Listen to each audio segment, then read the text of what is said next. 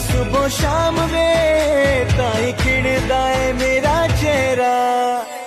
हाय ओ मेरी जान ना हो परेशान बिना तेरे मेरा सरना नहीं ये मैया तेरी खैर होवे चारों पैर शाला होर कुछ मंगदा नहीं